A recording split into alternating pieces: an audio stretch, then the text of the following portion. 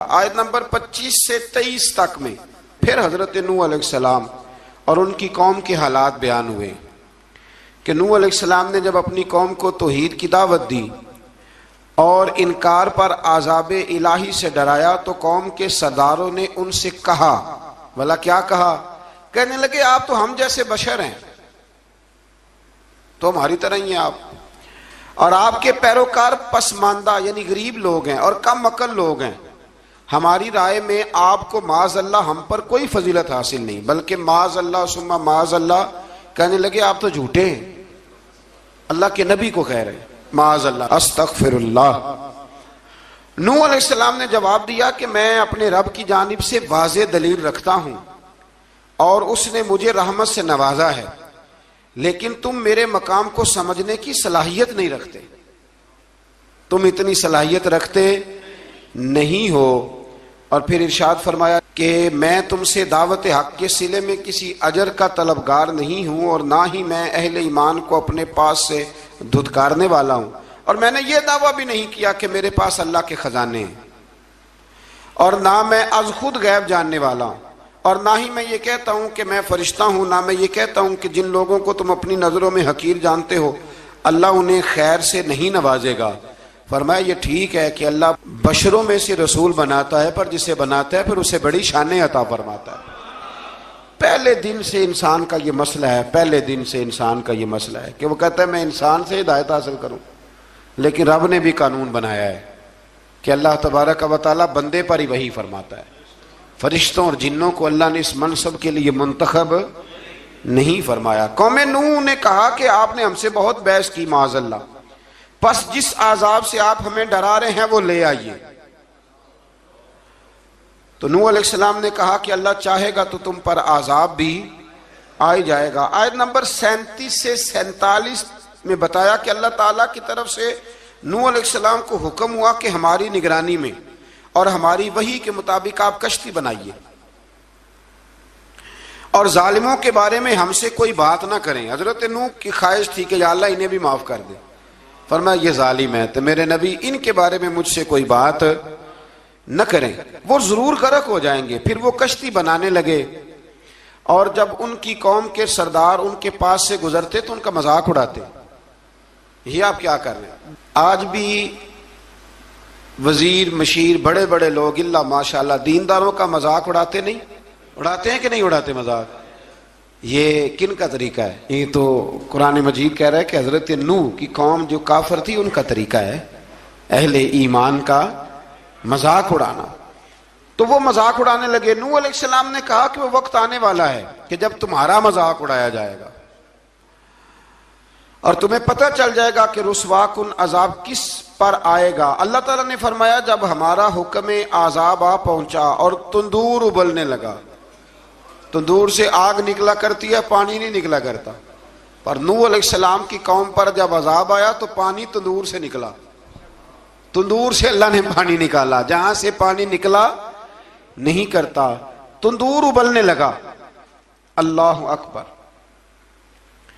تو اللہ تبارک و تعالیٰ نے فرمایا تو ہم نے نوح علیہ السلام سے کہا کہ آپ خود اور اپنے گھر والوں کے ساتھ اس کشتی میں سوار ہو جائیں اور اہل ایمان کو بھی سوار کر لیں، اور ہر چیز کے جوڑے یعنی نر اور مادہ کو سوار کر لیں۔ اور ان کے ساتھ ایمان والے بہت کام تھے۔ حضرت نوح علیہ السلام دعائیں پڑھتے ہوئے سوار ہو گئے۔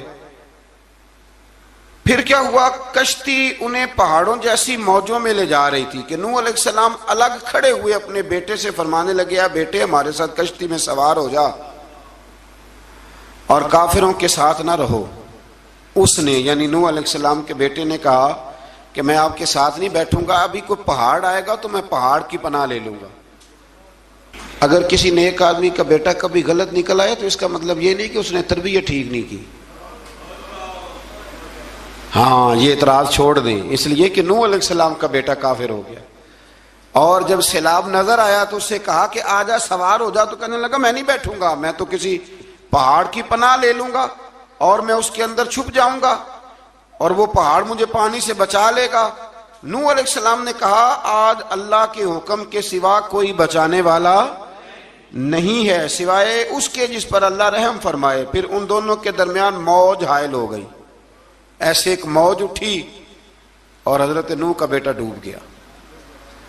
اور جب حضرت نوح کا بیٹا ڈوبا اللہ کی طرف سے حکم ہوا اے زمین اپنا پانی نگل لے, اے آسمان تھم جا, پانی خشک ہو گیا. اللہ کا فیصلہ نافذ ہو گیا اور کشتی کوہ جودی پر ٹھہر گئی. نوح علیہ السلام نے اللہ سے التجا کی, کیا میرے پروردگار میرا بیٹا اور میرے اہل سے ہے اور تیرا وعدہ سچا ہے کہ تو میرے اہل کو بچا لے گا. اللہ نے فرمایا نوح وہ آپ کے اہل میں سے ہے ہی نہیں, وہ آپ کے اہل میں سے ہے ہی نہیں. اہل میں سے وہ ہوگا جو آپ کے طریقے پہ چلے گا, جو طریقے پہ نہ چلے وہ نسل میں سے ہے ہی نہیں, وہ ختم ہو گئی بات. اللہ اکبر. اس کے اعمال ٹھیک نہیں, جس بات کی حقیقت کا آپ کو معلوم نہ ہو اس کے بارے میں سوال نہ کریں. تو نوح علیہ السلام نے اللہ تعالیٰ سے اپنی اس اجتہادی خطا پر مغفرت اور رحم کی دعا کی. پھر طوفان نوح تھم جانے کے بعد وہ سلامتی کے ساتھ اتر گئے. اجتہادی خطا میں نے ایک لفظ بولا ہے, یہ اجتہادی خطا کا مطلب یہ ہے کہ بعض اوقات انبیاء سے ایسی باتیں سرزد ہو جاتی ہیں کہ جو تعلیم امت کے لیے ضروری ہوتی ہیں, تاکہ لوگوں کو پتہ چل جائے کہ اللہ کی بارگاہ میں توبہ کیسے کرنی. اگر وہ لوگ توبہ نہ کرتے تو ہمیں توبہ کے طریقے سمجھ میں, یعنی ان سے اجتہادی خطا ہو گئی, کہنے میں کرنے میں کوئی ایسی بات ہو گئی جو بظاہر اللہ تعالیٰ کی رضا والی, تو فوراً معافی مانگ لیتے تھے. لیکن اب امتی اٹھ کے کہے کہ نبی گناہ گار ہے معاذ اللہ. حضرت آدم نے دعا مانگی تھی نا, ربنا ظلمنا انفسنا, اے اللہ ہم نے اپنی جانوں پر ظلم کیا. انہوں نے کہا تھا تو اگر کوئی بندہ حضرت آدم کو ظالم کہے گا تو کافر ہو جائے گا. تو اگر وہ کہے کہ وہ تو خود کہہ رہے ہیں, ایک بندہ اڑ جاتا ہے, کہتے ہیں جو خود کہہ رہے ربنا ظلمنا, تو خدا کے بندے وہ اللہ کے نبی ہیں, وہ رب سے کہہ رہے ہیں, وہ عاجزی کے طور پر کہہ رہے ہیں. کچھ لوگ اڑ جاتے کہتے ہیں خود حضور نے کہا ہے جی انا بشر مثلکم, میں تمہاری طرح کا بشر ہوں, خود نبی پاک نے کہا ہے. عجیب بیوقوف بندے ہو, نبی کریم تو کہہ سکتے ہیں پر امتی اٹھ کے نہیں کہہ سکتا. اس نے تو کہنا ہے وہ حبیب اللہ ہے, اس نے تو کہنا ہے وہ قیامت میں شفاعت کرنے والے ہیں. امتی نے تو کہنا ہے وہ سارے نبیوں کے سردار ہیں, وہ امام الانبیاء ہیں. امتی وہ لفظ ادا کرے گا جو اس کے بنتے ہیں. اب کوئی بندہ اٹھ کے کہہ دے, دیکھے نا ایک بہت بڑا عالم تقریر کرتے ہوئے کہے جی میں تو ان پڑھ آدمی ہوں, تو اس کا شاگرد کہے کہ استاد جی قسم اٹھائے ہاں آپ نے تقریر میں کہا نہیں میں ان پڑھ ہوں, آپ تو ان پڑھ ہے. تو یہ بات ادب ہے کہ بے ادبی ہے؟ چلیں اس سے آگے چلتے ہیں, یہ بھی ذرا مشکل سے سمجھ میں آئے گی. ایک اور بات جو جلدی سمجھ میں آ جائے گی, ایم این اے جب اعلان کرتا ہے, تقریر کرتا ہے, الیکشن لڑتا ہے, تو کہتا نہیں میں قوم کا خادم ہوں. کہتے ہیں نا کہ میں قوم کا خادم سے آپ کیا کچھ کراتے ہو, سارے کام کراتے ہیں نا. خادم کو بندہ یہ بھی کہہ لیتا ہے کہ جھاڑو دے دے گلی میں, کہتے ہو کہ نہیں کہتے؟ تو اس نے بھی تو سپیکر میں کہا میں خادم ہوں, کہو اس سے کہ جھاڑو دے گلی میں آ کے. پھر پتہ کیا حال ہوگا, جھاڑو تو نہیں آئے گا اور ہو سکتا ہے کچھ ہے آ جائے. تو اس لیے اب کوئی بندہ کہے جی انہوں نے خود کہا ہے, تو ایک کچھ پوری جماعت ہے لوگوں کی جو بات کو سمجھتی نہیں. کہتے ہیں خود کہا ہے میں بشر ہوں, انہوں نے خود کہا میں غیب نہیں جانتا, انہوں نے خود کہا میرے پاس خزانہ کوئی نہیں, انہوں نے خود کہا میرے پاس کوئی شے نہیں. تو اس لیے آپ سمجھیں کسی کے لفظوں پر اگر آپ گرا لگا کے بیٹھیں گے تو پھر اس سے بے ادبی ہوگی. تو نوح علیہ السلام نے اللہ سے اپنی اجتہادی خطا کی معافی مانگی. اب حضرت نوح کو کوئی خطا کار کہے گا تو بہت بڑا مجرم بن جائے گا, اس لیے کہ وہ اللہ کے نبی ہیں. آیت نمبر 50 میں قوم عاد کا ذکر ہے اور ان کی طرف دعوت توحید دینے کے لیے اللہ تعالیٰ نے حضرت ہود علیہ السلام کو بھیجا. ہود علیہ السلام نے قوم سے کہا کہ میں تم سے کسی چیز کا اجر طلب نہیں کروں گا, میرا اجر میرے اللہ کی بارگاہ میں ہے, پس تم اپنے رب سے بخشش مانگو, پھر اس کی بارگاہ میں توبہ کرو, اللہ تعالیٰ تم پر موسلا دار بارش برسائے گا اور تمہاری قوت میں اضافہ فرمائے گا. قوم عاد نے دعوت حق کو رد کیا اور ایمان نہ لائے, بلکہ ہود علیہ السلام پر طنز کیا. وہ کہنے لگے کہ ہمارے تو معبودوں نے, ہمارے بتوں نے معاذ اللہ آپ کو پاگل بنا دیا ہے, آپ کو مجنون بنا دیا ہے. الٹا حضرت ہود کو کہنے لگے اس لیے آپ ایسی باتیں کرتے ہیں. ہود علیہ السلام نے کہا میں اللہ کو گواہ بناتا ہوں اور تم بھی گواہ رہنا کہ میں تمہارے شرک سے بری ہوں اور میں اللہ پر توکل کرتا ہوں اور میں نے رسالت کا حق ادا کر دیا ہے. آیت نمبر 58 میں اللہ تعالیٰ نے فرمایا جب ہمارے عذاب کا وقت آ گیا تو ہم نے اپنی رحمت سے ہود اور ان کے ساتھ مومنوں کو نجات عطا کی. قوم عاد نے اللہ کی نشانیاں اور رسولوں کو جھٹلایا اور دنیا اور آخرت میں لعنت کے حقدار ہوئے۔ آیت نمبر 61 میں پھر سے حضرت صالح علیہ السلام اور ان کی قوم سمود کے حالات کو بیان کیا گیا۔ حضرت صالح نے کہا ہے میری قوم اللہ وحدہ لا شریک کی عبادت کرو، اس سے بخشش طلب کرو، اس کی بارگاہ میں توبہ کرو، اس نے تمہیں زمین سے پیدا کیا ہے، اس پر آباد کیا ہے۔ جواب دیا ہے صالح ہمارے آباء و اجداد کے معبودوں کی عبادت کو روکنے سے پہلے ہمیں آپ سے بڑی امیدیں تھیں، اور اب آپ ہمیں روکنے لگ گئے ہیں باپ دادا کے دین سے، لیکن اب ہمیں آپ کی دعوت کے بارے میں شکوک ہیں۔ صالح علیہ السلام نے اپنی قوم سے کہا کہ یہ اللہ کی اونٹنی ہے اور یہ تمہارے لیے نشانی ہے، اسے چرنے کے لیے آزاد چھوڑ دو اور اسے تکلیف نہ دینا۔ اللہ اکبر، ورنہ تمہیں عذاب پہنچے گا۔ انہوں نے اونٹنی کی کونچیں کاٹ ڈالی۔ صالح علیہ السلام نے کہا تم صرف 3 دن اپنے گھروں میں مزے اٹھا لو، 3 دن، پھر اللہ کا یقینی عذاب آئے گا۔ پھر ایک چنگاڑ نے ان کو آ دبوچا، وہ اپنے گھروں میں گھٹنوں کے بل اوندے پڑے رہ گئے۔ صرف صالح علیہ السلام ان کے ساتھ اہل ایمان اس عذاب سے بچے۔ یہ 3 قوموں کا ذکر ہو گیا، نوح علیہ السلام کی قوم کا بھی، ہود علیہ السلام کی قوم کا بھی، اور حضرت صالح علیہ۔ آگے اللہ تبارک و تعالیٰ نے آیت نمبر 69 میں اس بات کا بیان فرمایا کہ حضرت ابراہیم علیہ السلام کے پاس فرشتے بشری شکل میں آئے، انسانی شکل میں۔ انہوں نے اجنبی مہمانوں کے لیے بچڑے کا بھنا ہوا گوشت تیار کرایا۔ آپ یقین کریں کچھ باتیں لوگ ایسی بیان کرتے ہیں کہ جن کو نہ سن کے بندے کا دل کرتا ہے کہ اس بندے کو بتائیں کہ یار یہاں تو دین سارا پڑھ۔ ایک صاحب مجھے کہنے لگے جی میں ایک پیر صاحب کے پاس گیا تھا تو بڑی مرغن غذائیں تھیں، انہوں نے میری بڑی خدمت کی پر مجھے نہیں اچھا لگا، پیروں کو چاہیے سادی روٹی رکھیں۔ میں کہ تو پیراں واسطے لسٹ بنا خاں انہوں نے کس طرح دا ہونا چاہیے۔ یہ بہت بڑی مصیبت ہے، اگر آپ سادہ کھانا کھلا دیں تب بھی اعتراض ہے، اچھا کھلا دیں کہنے رولا ہے کوئی پیر چوکھے مالدار میں، دونوں طرف سے مسئلہ۔ تو کہنے لگا جی نہیں پیروں کا کیا کام ہے، وہ کڑائیاں اور وہ سارے۔ تو پھر میں نے انہیں کہا کہ آپ اس طرح کریں، گھر جا کے نا تو 12ویں سپارے کی تلاوت کریں۔ حضرت ابراہیم نے اپنے مہمانوں کے لیے بھونا ہوا کھانا تیار فرمایا تھا۔ تو آپ کیا کہیں گے کہ حضرت ابراہیم درویش نہیں تھے؟ عجیب بات ہے بھائی، آپ ہر بات میں ہٹ جاتے ہیں۔ دین ہم نے وہ لینا ہے جو اللہ کا قرآن ہمیں دیتا ہے اور رسول اللہ کی حدیث ہمیں دیتی ہے۔ جب انہوں نے دیکھا کہ مہمان کھانے کی طرف ہاتھ نہیں بڑھا رہے تو ان کو ڈر محسوس ہوا۔ حضرت ابراہیم کو فرشتوں نے کہا کہ ہمیں قوم لوط علیہ السلام کے عذاب کے لیے بھیجا گیا ہے۔ حضرت ابراہیم کی بیوی کھڑی تھی، اس پر وہ مسکرائیں تو فرشتوں نے اللہ کی طرف سے انہیں حضرت اسحاق علیہ السلام اور اس کے بعد حضرت یعقوب علیہ السلام کی بشارت عطا۔ اسحاق علیہ السلام حضرت ابراہیم کے بیٹے ہیں اور یعقوب علیہ السلام پوتے ہیں، اور یعقوب علیہ السلام کے بیٹے یوسف علیہ السلام۔ ہاں اللہ اگر چاہے تو 7 نسلوں میں نبوت رکھ دیتا ہے اگر اس کی منشا ہو۔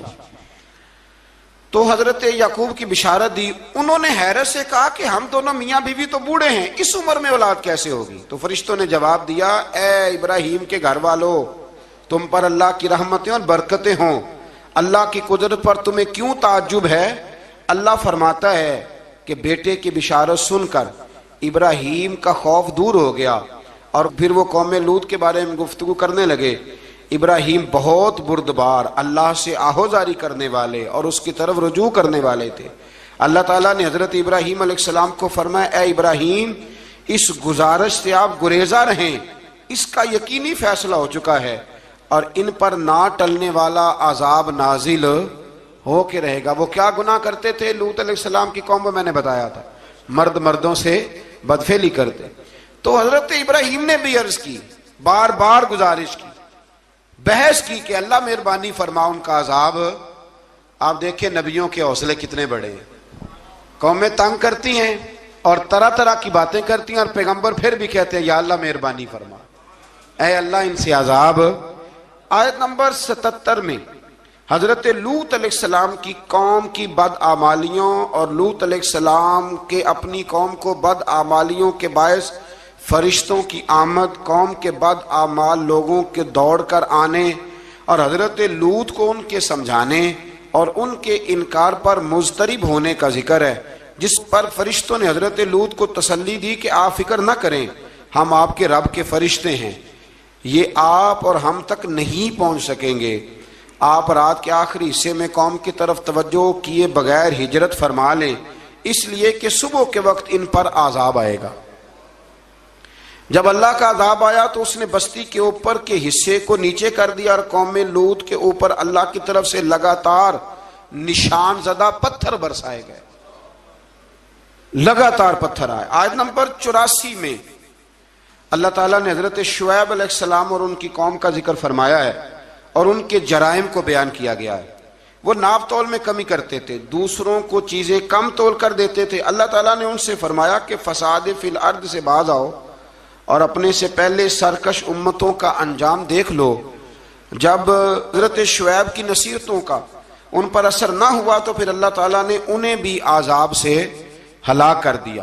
آیت نمبر 94 میں فرمایا کہ جب ہمارا عذاب آیا تو ہم نے اپنی رحمت سے حضرت شعیب اور ان پر ایمان لانے والوں کو بچا لیا، اور ظالموں کو ایک زبردست چنگاڑ نے پکڑ لیا تو صبح وہ اپنے گھروں میں اوندے منہ پڑے تھے، گویا وہ کبھی وہاں آباد تھے ہی نہیں۔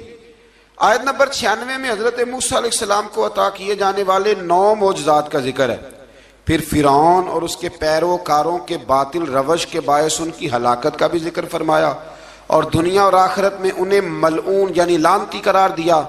جن بستیوں کو اللہ تعالیٰ نے ہلاک کیا ان میں سے بعض کے آثار موجود ہیں اور بعض کے آثار تک معدوم ہو چکے۔ ان میں سے ہر بستی والے اپنے ظلم کے باعث ہی ہلاک ہوئے، اللہ تعالیٰ کسی پر ظلم نہیں فرماتا۔ لوگ خود اپنی جانوں پر ظلم کرتے ہیں، جو شخص عذاب آخرت سے ڈرتا ہے اس کے لیے اس میں نشانیاں موجود ہیں۔ آیت نمبر 106 سے اللہ تعالیٰ نے انجام کے اعتبار سے لوگوں کی 2 قسمیں بیان کی، 2 قسمیں فرمایا، ایک ہیں سعادت مند لوگ اور دوسرے ہیں بدبخت۔ فرمایا بدبختوں کا ٹھکانہ جہنم ہے جس میں وہ ہمیشہ رہیں گے، اور نیک بختوں کا ٹھکانہ جنت ہے، وہ ہمیشہ اسی میں رہیں گے، اور ان کے لیے اللہ کی طرف سے نا ختم ہونے والی عطائیں۔ آیت نمبر 110 میں حضور صلی اللہ علیہ وسلم کو تسلی دی گئی کہ جس طرح یہ لوگ قرآن کے بارے میں اختلاف کرتے ہیں، اسی طرح قوم موسیٰ نے تورات کے بارے میں بھی اختلاف کیا تھا، اور اللہ نے ان کے اعمال کا پورا بدلہ انہیں دیا۔ آیت نمبر 112 سے سرکشی کو چھوڑ کر احکامات دین پر استقامت اختیار کرنے اور ظالموں کے ساتھ میل جول رکھنے سے بچنے کا حکم دیا گیا ہے، اور فرمایا کہ ظالموں سے میل جول کا انجام دوزخ کی آگ ہے۔ ہم لوگ نہ شکوہ کرتے ہیں، کسی حکومت کو بنے ہوئے 6 مہینے گزرتے ہیں تو شکوہ شروع ہو جاتا ہے، حالانکہ وہ خود تو نہیں نہ بنتے، ان کو کوئی بنانے والا ہے۔ تو ظالم کا جو مددگار ہوتا ہے وہ بھی ظالم ہوتا ہے، اس لیے احتیاط کریں۔ اور یہ صرف سیاستدانوں کی بات نہیں، دنیا کے ہر معاملے میں آپ غور کریں کہ آپ کسی ظالم کے مددگار تو نہیں۔ اللہ تعالی ہمیں حق پر استقامت عطا فرمائے۔